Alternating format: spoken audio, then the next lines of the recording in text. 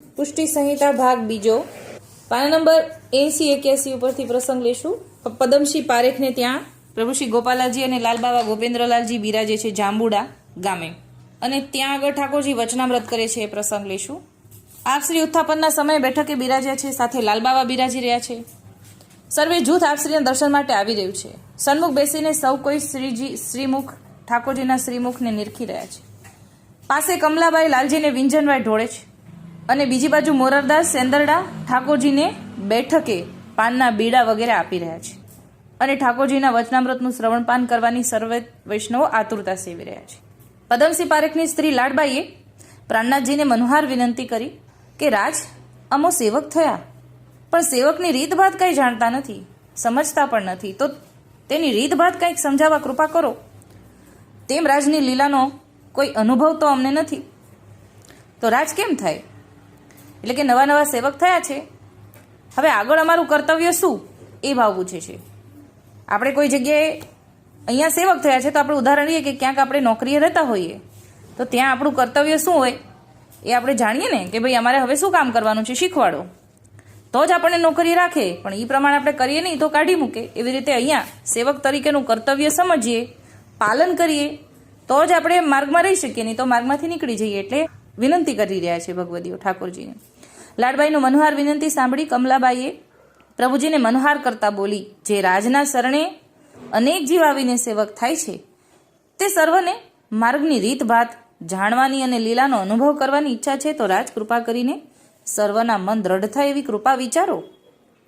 આપના અગણિત લીલા ચરિત્રોને અમો નિરખી રહ્યા છીએ, પણ આ જીવને કશી ગમ નથી। આપ તો દયાળુ છો, જીવના મનની જાણનારા અંતર્યામી છો, તો વધુ શું વિનવીએ પ્રભુ।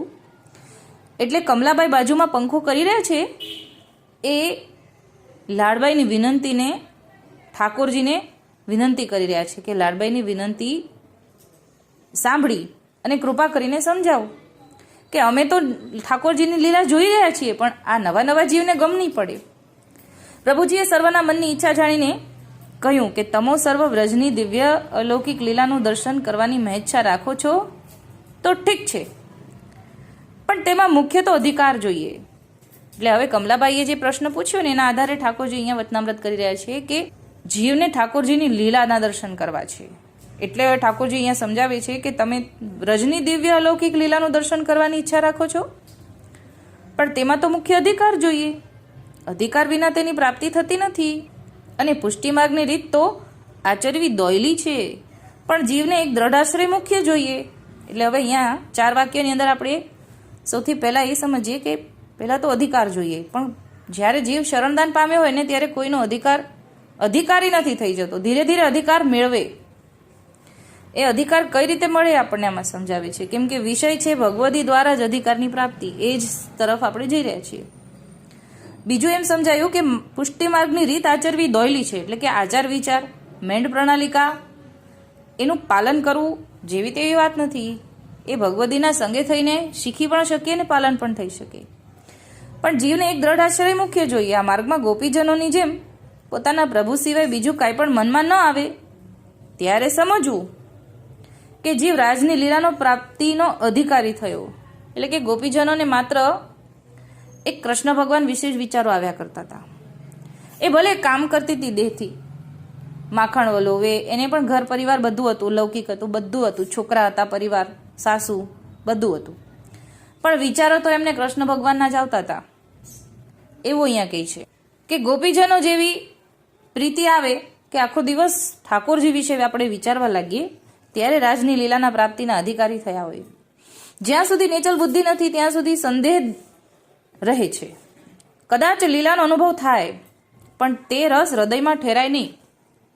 એટલે કે ઠાકોરજીના સેવક થયા તો ઠાકોરજી આપણને કંઈક લીલાનો અનુભવ પણ કદાચ કરાવે તો એ હૃદયમાં ઠહેરાયેલો રહે નહીં, અને દુસંગ થતાં કુબુદ્ધિ ઉપજે, પછી શત્રુ થાય અને આચાર છાંડે, પછી શત્રુ તે થાય અને આચાર છાંડે, પ્રસાદી જૂઠણ અણસકડી સખડીનો વિવેક પણ ન સમજાય।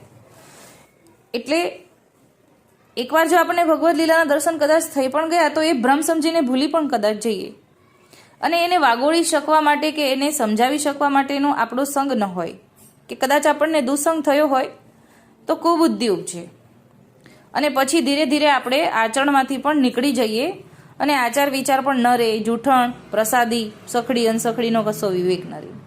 અવૈષ્ણવના હાથનું અન્ન ગ્રહણ કરે અને અસમર્પિત ખાય તો માર્ગથી અવશ્ય ભ્રષ્ટ થવાય. અસમર્પિત વસ્તુનો ત્યાગ કરવાનું કીધું છે, અવૈષ્ણવના હાથનું ગ્રહણ કરવાની ના પાડી છે. અસમર્પિત જ વસ્તુ થઈ ગઈ કે અવૈષ્ણવના હાથનું લઈએ તો એ ઠાકોરજીને તો સમર્પિત થયું જ નહીં. પછી તે જીવનો ક્યાંય થોરો રહે નહીં, ભટક્યા કરે ભવાટવીમાં. પછી એ જીવનો થોરો રહે નહીં.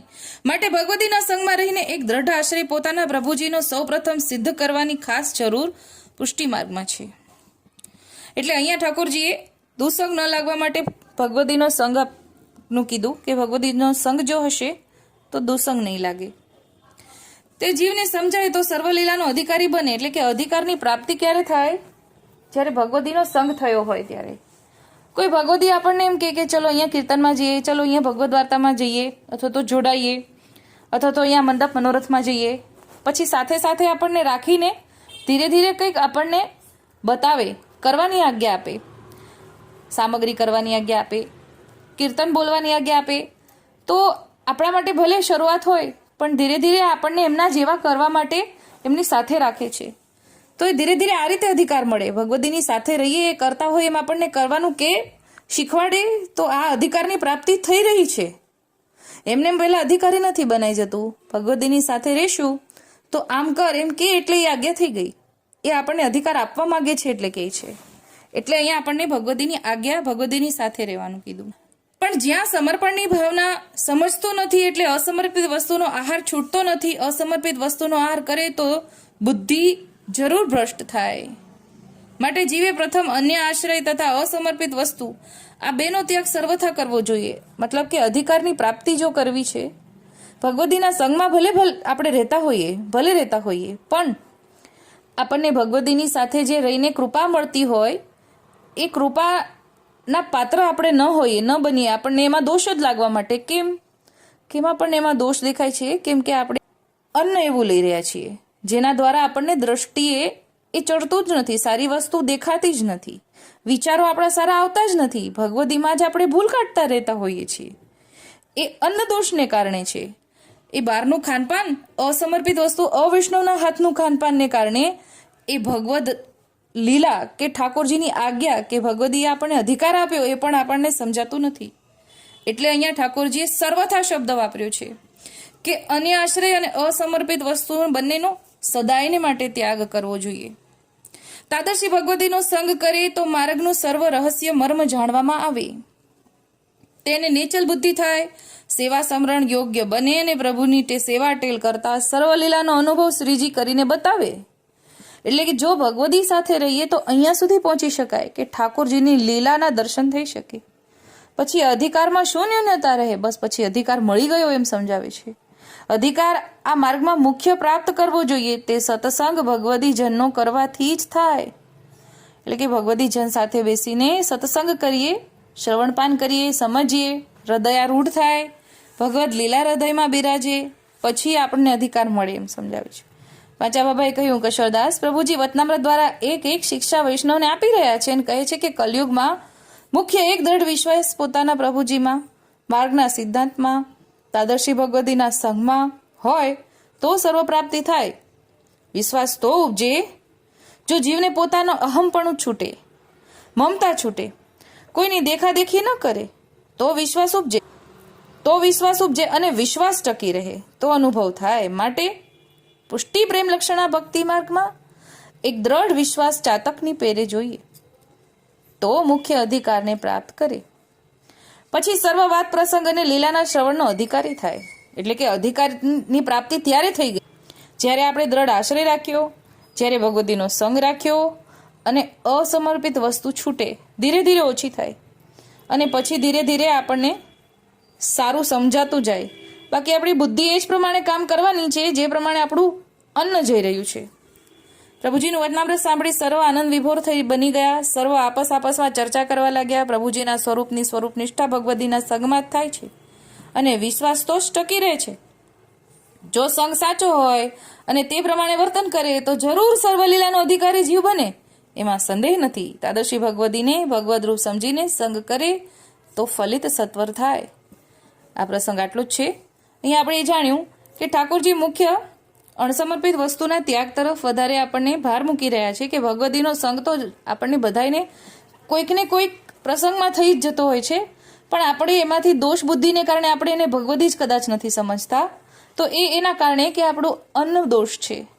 તો અન્ન દોષને નિવૃત્ત કરવા માટે શરૂઆતથી આપણે જે કાંઈ પણ ભલે અન્ન લેતા હોઈએ, પણ એ ચરણાવ્રતથી ધીરે ધીરે એ તરફ અણસમર્પિત સુધી આપણે પહોંચી જશું, કે અણસમર્પિતનો ત્યાગ સુધી પહોંચી જશું.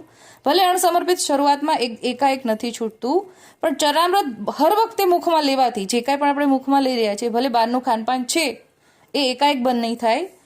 એ ચરણામૃત તો આપણે એકાએક શરૂ કરી શકીએ કે એક કણિકા મુખમાં મૂકીએ અને પછી આપણે જે કાંઈ પણ લેવું છે એ ખાઈ લેવાનું. એ ધીરે ધીરે આ મહારો થશે, પછી આપણને એક અણગમો જ હવે મનમાં આવી જશે કે હવે મારે નથી ખાવું. એટલા સુધી ચરણામૃત લઈ જશે. આપણે કોઈ આપણું સામર્થ્ય જ નથી, પણ ઠાકોરજીની આજ્ઞાનું પાલન કરવા માટે ઠાકોરજીનો જ આશરો લેવાનો છે, જે ચરણામૃત છે, જે અમૃત કીધું છે. એટલે આપણે આ બધી કુટેવ અમૃતથી જ નીકળશે. અત્યારે આટલું જ બોલીને મારી નાની વાતને વિરામ આપું છું. બોલો શ્રી ગોપાલ લાલ કી જય. પુષ્ટિ સંહિતા ભાગ બીજો.